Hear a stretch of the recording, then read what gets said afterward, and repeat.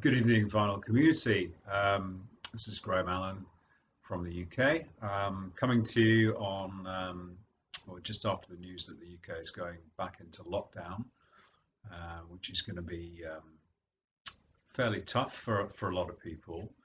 And funnily enough, I thought about record shops, who, of course, have many of them have gone, and I have a local one here in East Finchley. Very good shop, and I guess it's going to be tough for him. But the initial lockdown is going to be for 4 weeks, so hoping that will have the effect that is desired. And yeah, anyway, be stoic. Okay, so just want to talk about three double albums actually that I've picked up. One of them is a new album, which I'm going to talk about, but the other two were from a local second-hand record shop.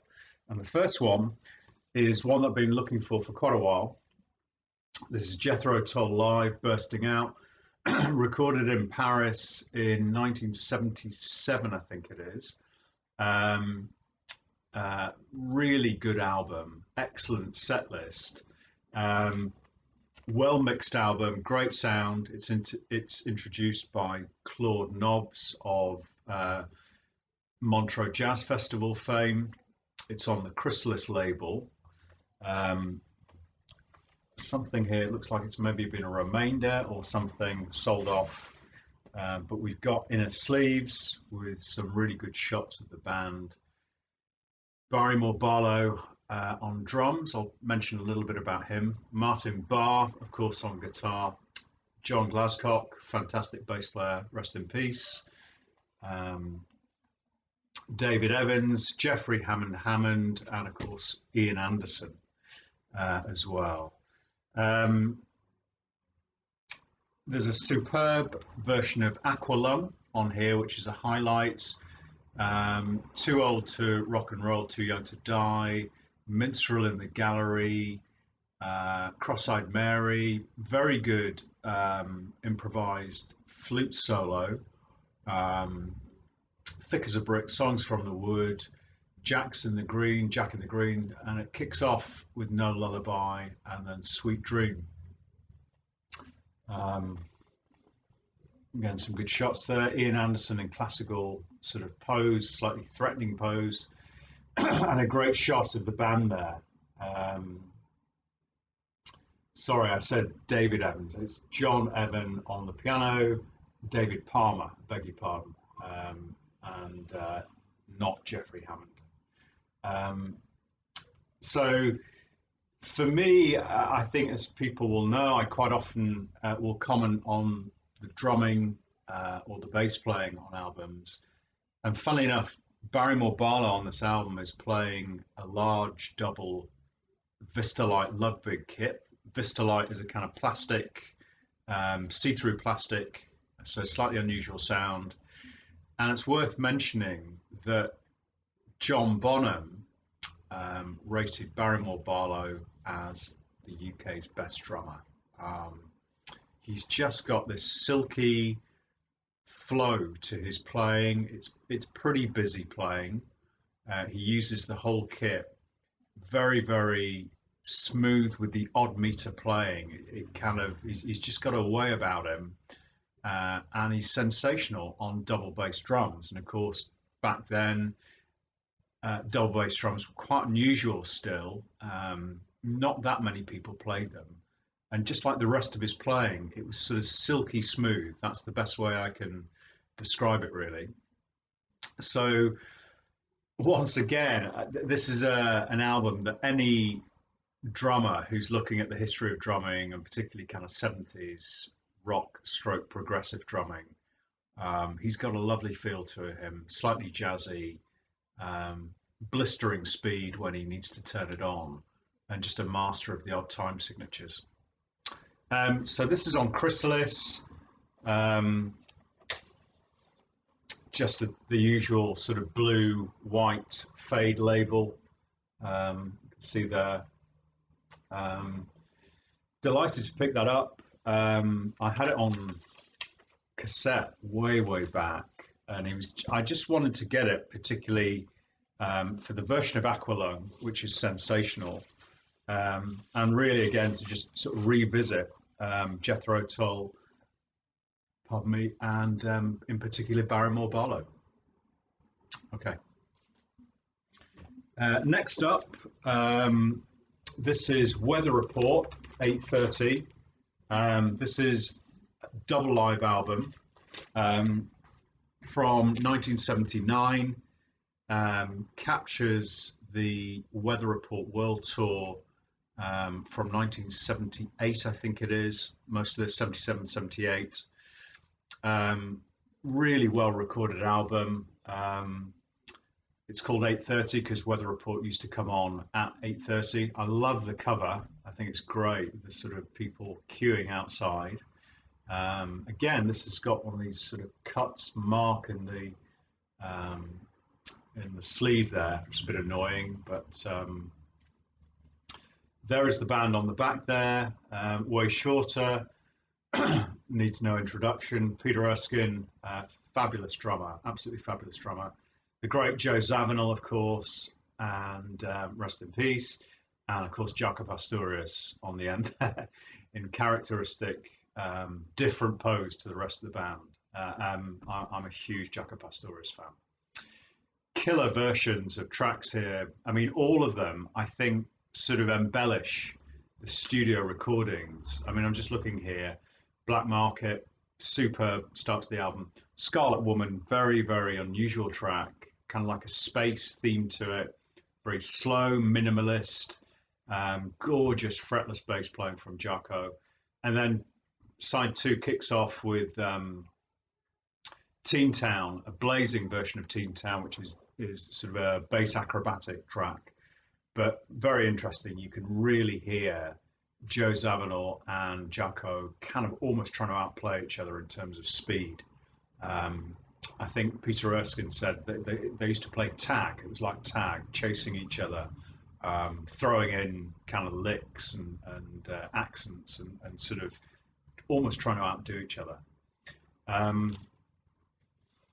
Nothing too much to show inside, just the various places that they played, and just the tracks. I should say about this, I said it was a double live album. That's not strictly true. Three of the sides are live. Side 4 is not live and has some tracks, 8:30, Brown Street and The Orphan. Very, very good tracks. 8:30 is quite unusual. It's really just a Joe Zawinul piece using keyboards. Jaco Pastorius actually plays drums on a couple of the tracks. He was the drummer. And in fact, the other thing about that is Zawinul plays bass, but via his synthesizer called Quadrabass, which I think was an Oberheim bass system. Great analog keyboards on here. I think it's mainly a lot of Oberheim stuff and ARP. People will know. So just a terrific album. This was the sort of the first, apart from Heavy Weather, this was the next album I got for Weather Reports. I had this on CD, and unfortunately missed out Scarlet Woman, which is just a brilliant track. So when I saw this recently at a good price in the local secondhand record store, I snapped it up. So just terrific Weather Report.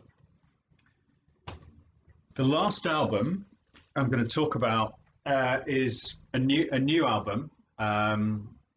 This is a Greg Lake, The Anthology, A Musical Journey, came out on October the 23rd, so just over a week ago. I'm a completist with Emerson, Lake and Palmer, so inevitably picked this up. It's a beautiful sort of legacy reflection on Greg Lake. Goes right through from King Crimson and the Shy Limbs. There's a great track called Love, Shy Limbs, through ELP, and then his obviously solo single I Believe in Father Christmas, through to his solo work in the early 80s, a great version of a live version of 21st Century Schizoid Man, Hammersmith Odeon from 1981 with his Greg Lake solo band. And people might know that Gary Moore played guitar in that band. It's a very fiery version of 21st Century Schizoid Man. And then it ends with a King Crimson piece. Lovely packaging here. Some great pictures of Greg.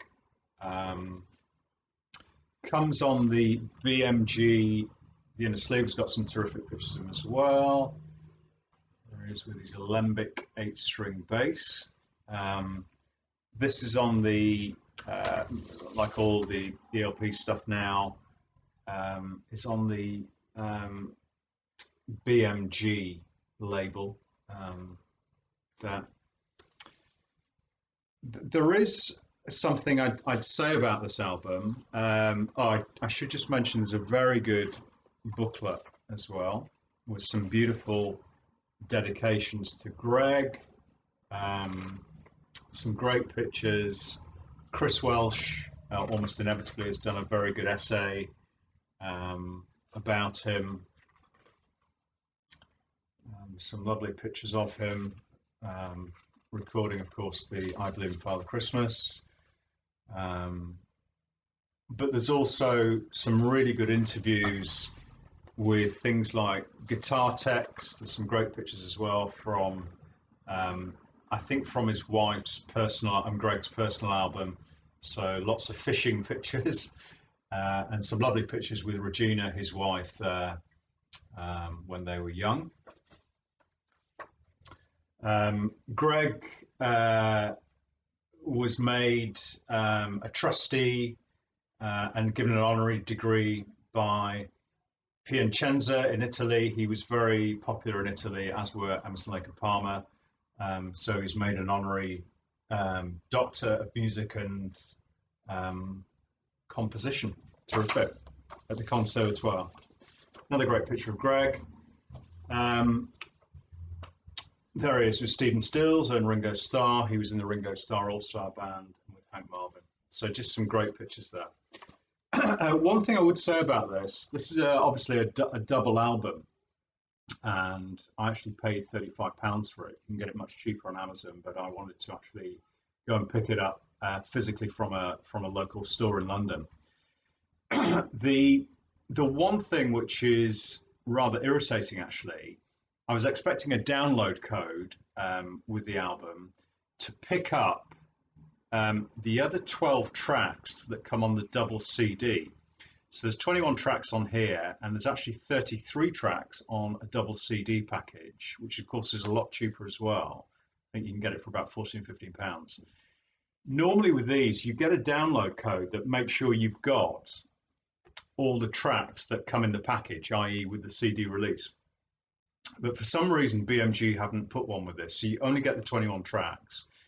And unfortunately, you do miss out some really good tracks from the double CD release. And the one thing I particularly would mention, and it's partly because it's written about by Stuart Young, who was the manager of the band in the booklet, was that Greg actually re-recorded a track called Closer to Believing, which was from Works Volume 1, 1977, beautiful romantic ballad. And he re-recorded it in 2016, new vocal, everything was new on it. And you really would expect that to be on here because it's kind of the one new track really, or new recorded track, and it's not on here. And I've listened to it on a streaming site, and it's fantastic. But you really would expect to get that on a sort of a download extra code, having paid £35 for this, and I think the double CD, as I said, is about £14 or £15. So curious as to why BMG wouldn't do that with this package. And I'm just saying, if people do want all 33 tracks of the anthology, in a way, the vinyl isn't the best way to go about that. But it's beautifully packaged, and I'm glad I've got the vinyl. And just a wonderful sort of reflection, memory on a great man, Greg Lake. Okay, that's it for today. Hope everyone is okay. As I said, in the UK, we've just had the news about the further lockdown, so we all just need to get on with it really and be stoic. And happy Halloween to everyone. Take care. Bye-bye.